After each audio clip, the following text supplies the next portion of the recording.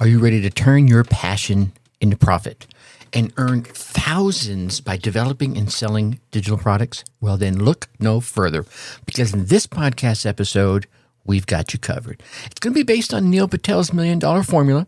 We'll be taking you through a step-by-step process to help you create and sell digital products without all the guesswork. So whether you're a seasoned entrepreneur or just starting out, this episode will provide you valuable insights and practical tips to help you reach your earning potential. So stay tuned and learn how to turn your ideas into a successful digital product. Being an entrepreneur sounds like, yes, another new client. I did it.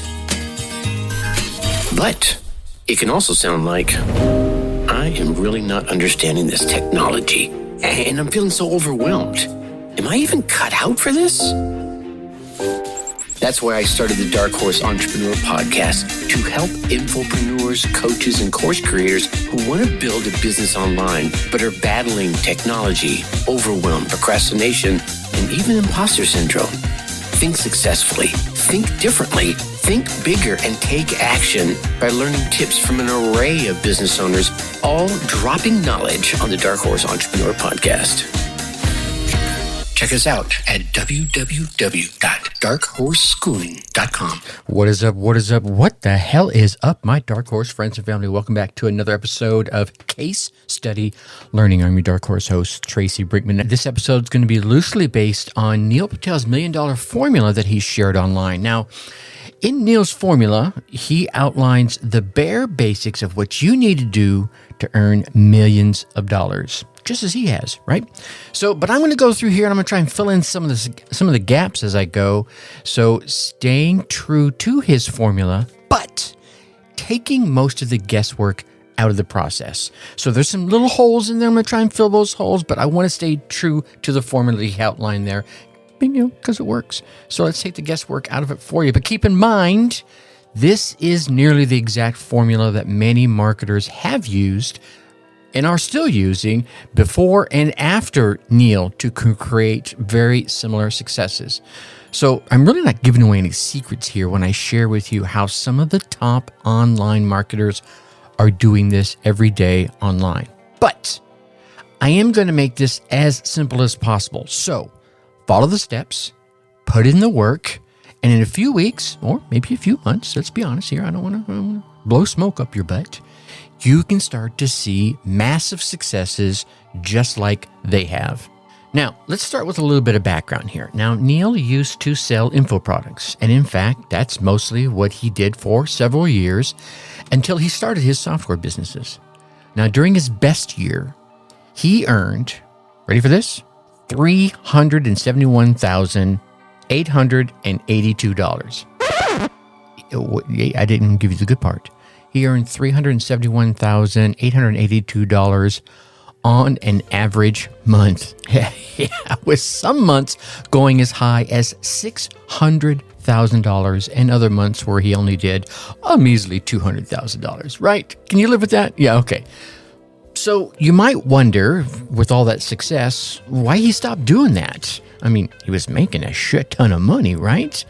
Well, the answer is he wanted to build even bigger businesses. He realized that in order to continue growing, he had to create more and more info products and treat it like a real business instead of a lifestyle business. All right. Now, then again, if you hired people to do much of the work for you, you could indeed earn millions of dollars while running it as a lifestyle business. Of course, in the beginning, you want to do much of that work yourself just to see how it's done, what works, what doesn't work, and find the best way possible for you to scale it up massively using others to help you do that scaling. But make no mistake, this does take time and it takes effort. It's work. If it wasn't work, if it was really just simply easy, everyone would be doing it. But it's also one of the best ways to make serious money online. How much money? Well, that's kind of up to you. Think about it, right? How much you earn is totally up to you. If you're content using this method to earn a few extra $1,000 per month, that's cool. That's terrific. Go for it, right? If you want to put in the work and grind it out and scale it up, well, that's great too. Or maybe you just want to follow Neil's footsteps. You're going to use this as a stepping stone until you get your $1 million software business up and running. All right. Enough of the preliminaries. Let's get going. What do we got here? Sit at 7 steps. Yes, 7 steps, and a little note you're going to want to check out at the very end here. Okay, so I'm not going to give away all the gold, but I'm going to give away all the platinum. All right, step 1. Well, and you've heard me talk about this. We just did the digital marketing series. Step 1, find out what your audience wants. Yeah, right? If you don't already have a niche in mind, well, obviously then you want to choose one. Then what you're going to do, let's be sure you choose a niche where people are readily spending money, especially on info products, right? Where they have the money to spend. You don't want to go out there and say, I'm going to go into the niche of garden gnomes for trailer parks, because statistically speaking, most of those folks don't have the money to spend. I'm not slighting anybody. If you live in a trailer, I'm sorry. I've lived in a trailer, so I've been there. But you're going to want those niches where people are readily spending money, especially for info products. Once you have your niche, it's time to find out what your audience is willing to pay for. Whoa, there's a clarification, right? Some of them have information they want, but they're not willing to pay for it. What is it they're willing to pay for? Yeah, you could take a guess, and you may be right if you took that guess. Or you could be completely wrong, in which case you just wasted your time, you wasted your money, you wasted the resources that you pulled together in creating a product that nobody wants. Yeah. Right? So let's try to find out what people want ahead of time, because it can really make things a whole lot easier. And how would I do that, Tracy? Well, you could run a survey. Yeah, you could just kind of reach out there and ask them. You could use a service like, SurveyMonkey. Very simple. Right? You discover what problems your audience has. If you're not a member of that audience and you've solved the problem for yourself, what issues they want to solve, again, unless you already know these issues and you know you're not wrong. And you might want to do this just to double check your thoughts, because you may be the part of the audience a month ago, 2 months ago, a year ago, 2 years ago. But maybe there are new ways to solve the problem. Maybe the problem has changed, and the solution that you found for you going through the same problem is different now, right? Times are changing, okay? So I would say, even if you think you know everything about the audience you're speaking to and the problems you're solving for them, let's double check and ask them anyway. You might find some new ideas inside there. What is it they want to accomplish? What's causing them to lose sleep at night? Right? Maybe you don't have an audience to send the survey to. All right, well, then you could reach out to social media and contact your audience. Find them. Invite them to take your survey. Go into Facebook groups. This works as well. Hey, I'm trying to collect some information. I see you. This is a Facebook group about this. Anyone want to help me out? Okay. Maybe you contact people via email. You text them. You go old school. You can call them on the phone.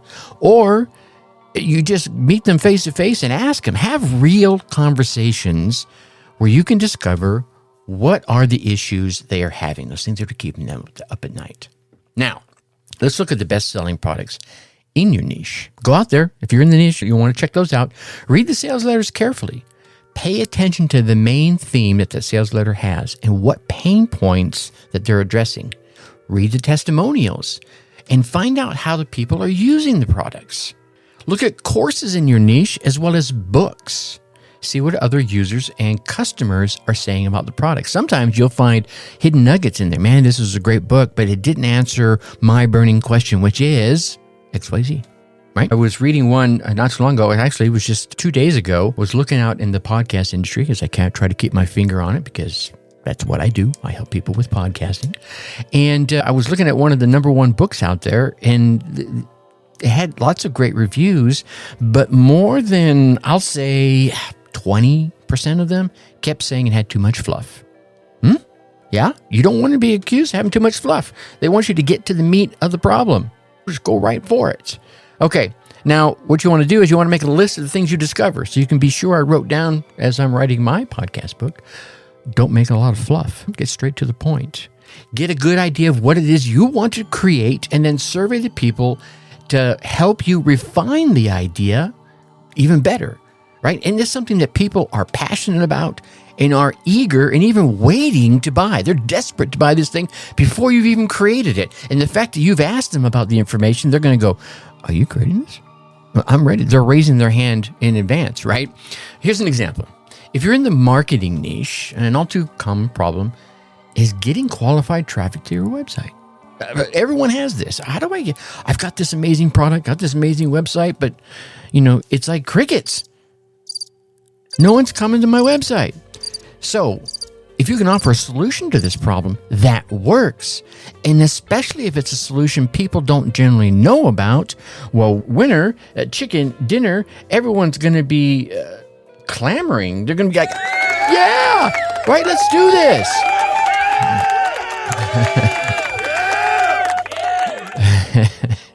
Let's take this one step further, right? It's better still if you can offer an upgrade for the people who don't want to go through the trouble of implementing your solution.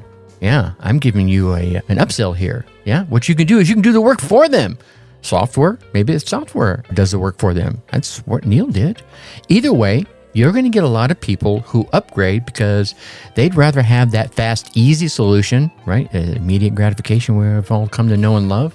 And that's why the ideal product not only solves a problem, but it also gives you the opportunity to offer an upgrade for many people who will want it. So think about this. One of the things I sell is a podcast course, right?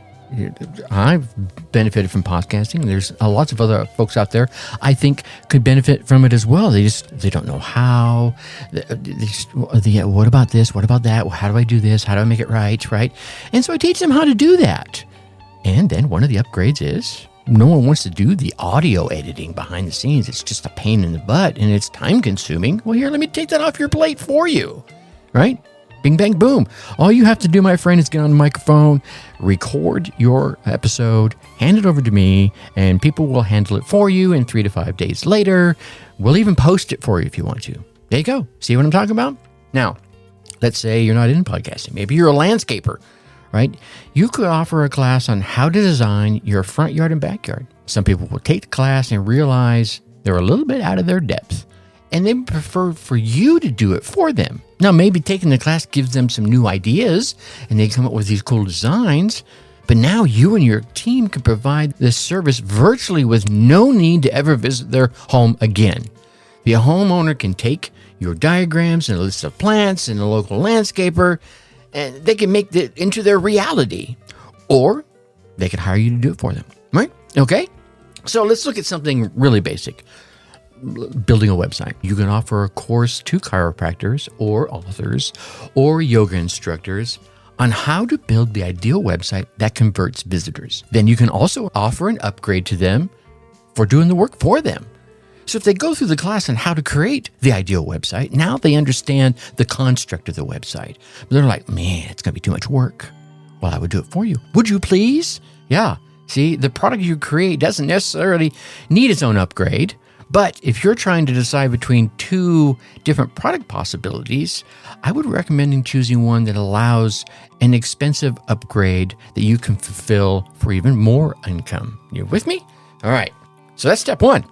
Step 2, create a webinar. Oh my God, Tracy, please don't say create a web. What do you mean? I have to do webinars? Yeah.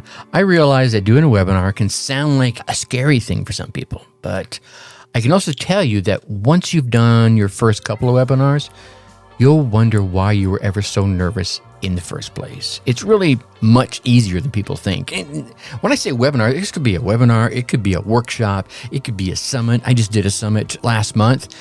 And, I've been in this game since the 90s. I've been around a minute. I was nervous. I gathered 22 amazing speakers, many of them well ahead of me on their entrepreneurial journey, and some of them my level and some a little further behind. I still had butterflies in my stomach, but I enjoyed it. Once I got into it, man, I was like, well, why was I ever nervous in the first place? And the fact is, if you want to earn big money in a relatively short period of time, then yes, you're going to need to do a webinar. You're going to need to do a workshop. You're going to need to do a summit or something along those lines, short of getting someone like Oprah to tell people to get out there and buy your product. There's probably no faster method for converting folks into customers who are willing to pay hundreds or even thousands of dollars for your product and any of the upgrades. So In my opinion, webinars are probably the easiest and the fastest way to sell some high-ticket information products. To bring people into a webinar, you're going to need a powerful hook, something that makes your target audience sit up and go, I want to know that. You have to tell me what that is. Okay? Now, think about it. In Neil's case, he offered to show people how to drive 100,000 visitors to their website. Notice there's nothing fancy in that promise, but it worked because it was exactly what his target audience wanted to know. The promise drives people to attend the webinar. Your promise needs to be exactly targeted to your ideal customer for your product, right? It won't do any good to drive a lot of people to your webinar if the people aren't a good fit for the product. For example, if your product teaches people social marketing skills for small businesses, then you don't want to target big corporate executives from Fortune 500 companies. If your product teaches dentists how to build their practices, then you certainly don't want a webinar that promises to bring all sorts of doctors, not just dentists.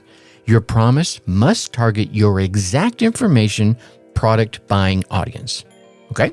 Now, next, you want to offer a bribe to keep your listeners on the webinar for the entire duration of the presentation. This bribe could be something as simple as a cheat sheet, a how-to, something that shows them all the steps necessary to implement what it is you're teaching. Mind you, if a cheat sheet is your bribe, then you're gonna make it simple and without detail, right? Maybe quick bullet points. Do this, do that, do this, do that. The idea here is to teach what to do on your webinar, not to teach how to do it. Let me say that again. It's to teach what to do on your webinar, not how to do that, right? For that, they need your information product, or they'll need to hire you to do it for them, whichever it is. This is a critical point that often gets lost in the matrix. You're given enough information to make the webinar truly informative, truly valuable in its own right, even if they don't purchase. You've given them enough where they walk away and go, wow, okay, that was worth an hour of my time. But you're not giving away the bits that will enable the listeners to quickly make things happen. Now, will some people take the information that you have and go off and do it on their own? Yeah, maybe about 1% to 2%. Yeah, and that's fine, right? You're walking a fine line here, and it may take a little bit of practice to learn how much to share and how much to hold back. All right. And you could even go so far as say, let's lean a little bit on the sharing too much on the first couple of rounds until you find that balance. Now, I've been on webinars that offered some real bribes, like drawings for free stuff. Stick around and you could be the winner of an iPhone, that sort of thing, right? I would be careful with an offer like that. Ideally, you want your listeners there primarily because they're interested in the promise you made, not just because they want an iPhone. Now, what you could do, and I've seen many entrepreneurs do this, offer a free copy. Yeah. Now, you can say, offer the cheat sheet, and about halfway through, I mean, they know you're going to try and pitch them something. I have an offer for you you're going to want to hear. And if you stay to the end, I'm picking one lucky person that will get a free copy of it. Okay, I might stick around for that. I might keep my ears on while I'm doing other things. Now, if you're wondering why you want listeners to stick around until the end of the webinar, the answer is really kind of simple. You can't sell them your info product at the end of the webinar if they're not here to hear your offer. There it is. That's why it's important to fill your webinar with awesome information that reveals things your audience doesn't know but wants to learn. If you can reveal secrets that blow their minds, all the better. Ideally, you want them to stay riveted to your presentation. Cut out the chit-chat, the small talk, the blah, blah, blah, blah, blah, and anything that might create any level of boredom or allow your audience to be distracted. You don't want that. Keep a good pace, but don't rush. Make it interesting and exciting, not boring. Teach them what they would love to know and hold back just enough to make them desperately in need and want your product. Now, I know that sounds like a tall order, but with some experimenting and a little practice, I have no doubt you can do it. During the webinar, you're going to give them some step-by-step strategies to get the result you promised. And now I want you to be candid that you cannot reveal all the details in the time that you've been allotted, right? Hey, we're only here for an hour, so I can't give you all the nitty-gritty, but man, I'm going to make sure you walk away with a step-by-step strategy to get this done, right? Because it would take more time than you have. But if they're really interested, you'll make the entire system available to them at the end of the call. So if you're selling software rather than an info product, then you can promise that if they don't want to do all the work you're outlining for them to get the solution they seek, then you have a massive shortcut that's created fast successes for people just like them. Would you like a way to do this quicker and more automated? Here's what we can do for you. Yeah, there you go. That's almost your sales pitch right there. And then you outline your product or service, what it does, what it's called. And you give them a call to action to your solution, and people can click the button and buy it right there on the spot. I would even offer them an incentive to make the purchase right away, a price incentive, before you close the webinar, such as a discount or an amazing bonus. But keep in mind, if people don't buy right then and there, the odds of them ever buying, well, they do go down drastically. I'm not saying they won't, but they do go down drastically. So make it just, it's almost a no-brainer that if they're ever going to buy it, this is the moment to buy it, okay? You can potentially make a few more sales after the webinar, like I was saying, by doing some follow-up series, some nurturing emails, some SMSs. In your emails, you remind them of something important revealed in the webinar. You know what I'm talking about, right? This is going to remind them of why they would want your system. Or give them brand new info that you didn't cover in the webinar. Never talk about changing their mind. You don't want to do that. But rather talk about how you know that they're still making up their mind. And here's more information to help them because you know they want that benefit, they want that result, and this is the only way they're going to achieve that. You get the idea? All right. Now, webinars, let's be honest, are probably about the easiest way to sell because people who have stuck around for the entire webinar, they do want a way to get the result that they seek in a quicker, faster, easier, stronger, and more automated fashion than trying to get out there and figure it out and drudging through the mud all by themselves or doing it themselves, right? So maybe your info product keeps them from, drudging it through themselves, or your software or service keeps them from doing it themselves. People want the solution to their problem to come to them faster and to come to them easier and to come to them with less work. And when you can offer them this benefit of getting what it is they want in an easier, faster, quicker fashion, they will buy it.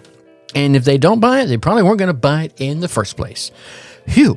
All right. So here we are. Step 3, take all of the risk away from them. All right. So they're prospects right now. They're listening to the webinar. Let's take away all the risk. Now, you not only want to have the usual money back guarantee, you not only want to tell them about this money back guarantee, you want to present your guarantee in such a way that it becomes a total no-brainer for them to try your product because they have nothing, and I mean absolutely nothing, to lose and everything to gain. Our product does this, and this for you. In just days, you can be receiving this benefit and that benefit without the hassles of this obstacle and that obstacle or the other obstacle. Plus, you'll no longer have this problem because now you have this solution and this benefit and that benefit. You feel me? And to top it all off, to prove to you that this works, to take away any anxiety that you might have and take away all the risk out of this, we're going to give you a full, insert number here, of days or weeks in which you can say, nope, this isn't for me, and we'll refund you in full. No questions asked. It's that simple. The only way you can possibly lose is to not grab this offer and be one of the people that says, if only I'd done what I had to do when I had the chance. Right? Feel me? You get the idea here. Now, here's how Neil kicked up this thought one notch higher. This method will really melt away all the resistance and greatly increase the number of people who will try your product, as well as increase the number of actual sales. And it's really simple to do. Give them a trial offer. Bam. That's it. Give them a trial offer. It might be a free offer. It might be a $1 trial offer or even a $10 trial offer, whatever you decide. The point is to make it almost free to get started. You still collect their credit card info, and they have X number of days to decide if it's for them. Neil did this, and his sales went right through the roof. You might test both ways, right? Maybe you do one webinar with the trial offer, and then do another webinar without the trial offer. Here's what typically happens with most offers. Without the trial offer, for example, let's say you make 50 sales. Let's say you make 5 sales, but let's go with 50. With the trial offer, with the same number of people on the webinar, you are probably going to double the conversion rate to 100 sales. But of course, those people are just paying the trial price, most likely $1. Between the time they sign up and the time you charge full admission or the first payment, you'll have some people cancel. And that's fine. It's going to happen. Because from what I've seen, maybe half of those extra sales will cancel. And thus you end up with about 75 actual product sales. Now here's the thing. That's still 25 more than you would have had if you didn't make the trial offer.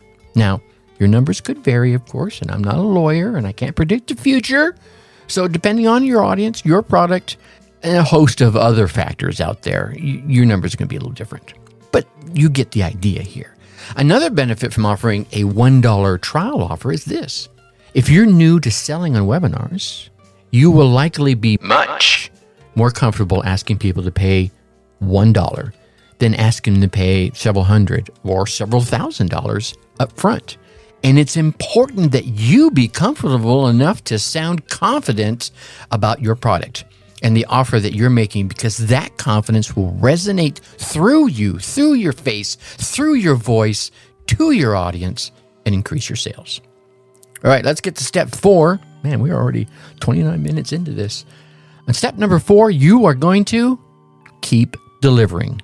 If you think it's enough to create your product and to deliver your product, then your thinking might be stuck in, say, the year 2000.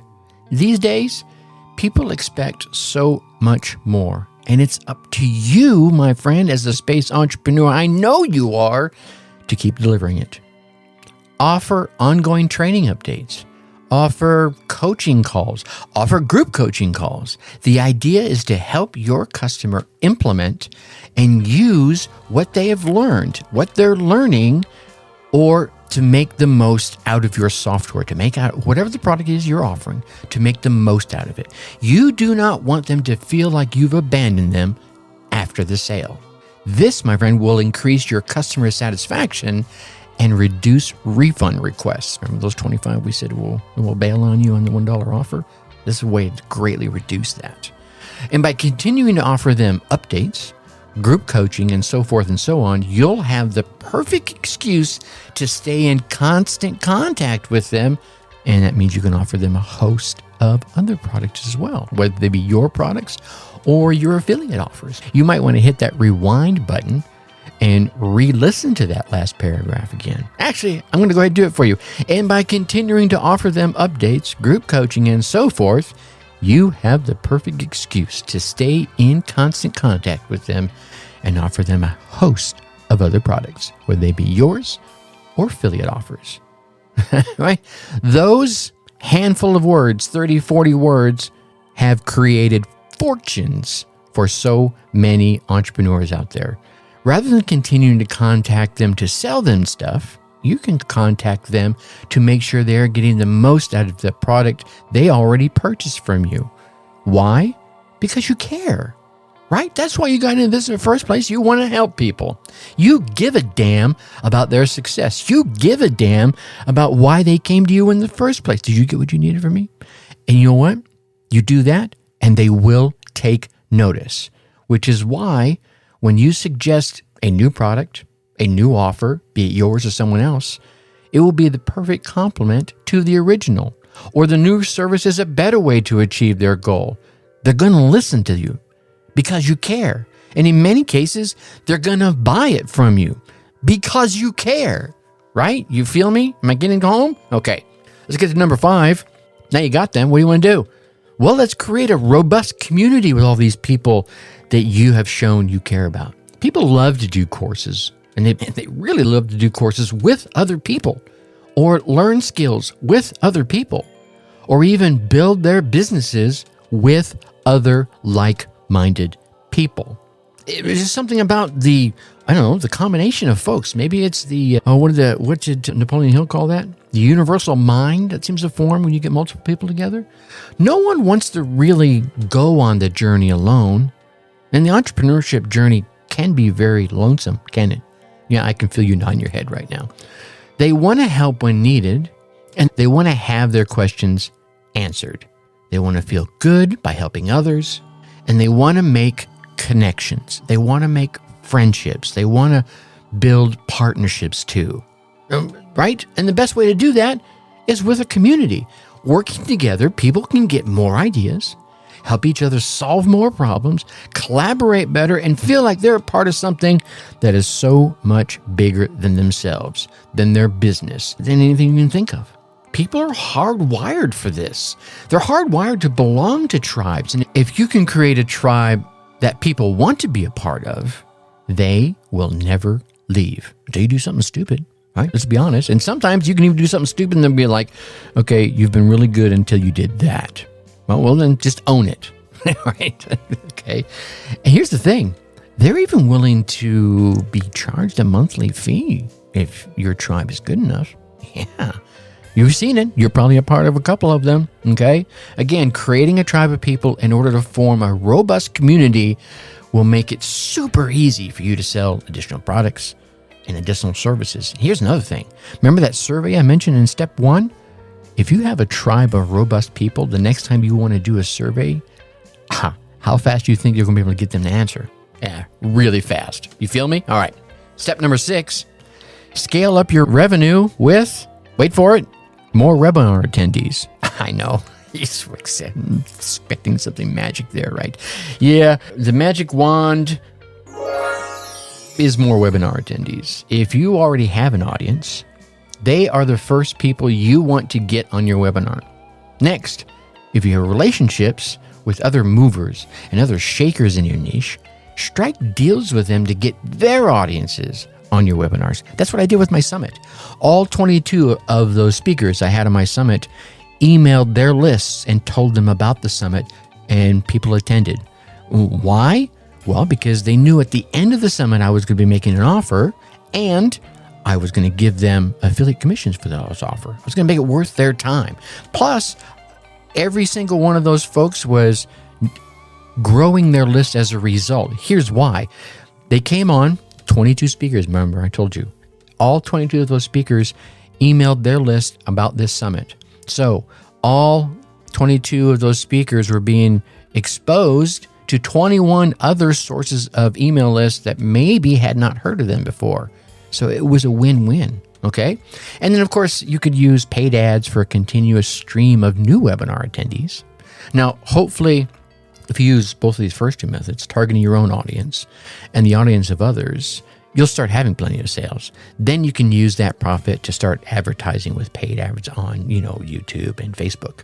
Hook them with a free webinar, teach them good stuff, and then make lots of sales. Neil used to spend over $100,000 a month on paid ads because it was incredibly effective. Duh. He found it worked even better than running SEO traffic to his webinars. And we all know Neil is the SEO man at the plan, right? So that tells you a little bit. And finally, number 7, well, not finally, I got one more tip here, so hang around. Tip number 7, be patient and test. Yeah. If you listen to any of the digital marketing series I did over the past few episodes, you heard me say this a lot about testing. You might get lucky and hit it right out of the park right away, or you might not. In most cases, you'll need to refine what you say to get people on your webinar. You need to refine how you do the webinar, and especially how you present your offer at the end of the webinar. 3 very key points. If you've never sold via webinar before, then you know You're learning new skills, and you're not going to master them overnight. I'm sorry, it's true, but here's the thing, that's okay. I've seen new marketers who got just very few sales, or even just one sale, heck, even no sales on their first webinar. I'm raising my hand because I'm one of them. And every one of them who persevered and went on to earn a minimum of 6 figures with their webinars, who are they? Yeah, they're the ones who didn't quit. Yeah. And the ones that did quit, guess what they earned? Yeah, a big fat donut. Nothing. Okay? It's okay to totally muff up your first few attempts. Here's what I say. Go ahead and muff it all up. Do everything you can to do wrong the first couple of times. And then eventually, you'll get it right. You won't feel so paralyzed because you're like, you know what? I've already done everything wrong. Let me try this. You'll stop being so paralyzed to trying to be perfect, and you'll just start getting comfortable. And that's when the real you will show, and the people that resonate with you, they're going to raise their hand and they're going to give you their credit card information. Have an outline to follow for your webinar, and then practice it a few times. When I first started doing email marketing, I started a newsletter. Well, I started 2 newsletters. One was about personal development. One was about public speaking. And one of the things I taught them about public speaking, because I was in the public speaking arena down in Atlanta at the time, is practice. You write your speech. Go ahead and write it all out. But I want to be impromptu. That's fine, but you still need to write your speech out. And then read it to yourself. Not aloud, just read it to yourself. Then what I just wanted you to do, maybe go into a bathroom, your bathroom preferably, and then read it out loud. And now you're starting to practice. When you're reading it quietly, you just kind of remember the information. I already got that. I'm good. Now you're going to go read it in front of a mirror. Now you start practicing your body language, yeah, your voice tonation up and down, right? Do that 3, 4, 5, 6, 7, 10 times, whatever it is, with your notes. Now, put your notes away and practice in front of that mirror again, okay? Now, so what I want you to do is step away from that mirror and record yourself. Not video, just audio. Because now I want you to listen to the voice, right? And find the places where your voice just sounds wrong, where you're telling a deeply dramatic story, but your voice is sounding like this, where the two aren't congruent, right? You wouldn't want a preacher up there on the podium talking about fire and brimstone with a smile on his face or a smile on his voice, yeah? So practice. Try this, right? Write it, read it a few times, then go in front of the mirror, read it a few times, and then record yourself. And you'll find that. And then go back to that mirror again after you've got all this down, and then try it, note-free, with all this new bits of knowledge. You'll be a whole lot better. And if you're nervous about talking to a couple of hundred people at once, pretend you're just talking to one friend. Heck, what you can do is you can take a picture of that one friend you're talking to, and you can tape it up right there next to that little webcam that you're using. Maybe you get someone to join you on the webinar and ask you questions, kind of like an interview. Something, because sometimes, here's the thing, all it takes is hearing that friendly voice on the other side of the camera that will allow you to relax and just enjoy the process. Neil recommends using Google Analytics to create yourself a funnel to see what people are dropping off. Maybe they're dropping off your webinar. Maybe they're dropping off your checkout page. Maybe they're asking for a refund within the trial period. You want to look at all the metrics. Maybe they're not even getting to your webinar. Maybe there's something wrong with the webinar sign up page, that you're just not delivering the punch that you need. You feel me? Okay. Monitoring what's happening will allow you to make the needed corrections. And then you keep monitoring, you find the next choke point, and you keep monitoring, you find the next choke point, and then you fix it, and you keep monitoring, and you find the next choke point. Did they sign up? Did they miss the webinar? Doing a better job of building a perceived value of the webinar, reminding them. That's how you get them. You solve that problem. Maybe you can get their number. You can start MS texting them to remind people the webinar is starting soon. Did they leave the webinar early? Yeah, maybe you need to provide some more value in the webinar. Try offering a different incentive for staying online for the entire duration. Maybe you got too much of that fluff in there. Remember I mentioned about that? Do they stay for the entire webinar and don't buy? Find out why. And how would you do that? Well, you can ask them. You got their email address. They signed up for your webinar. Just ask them, why didn't you buy? Okay?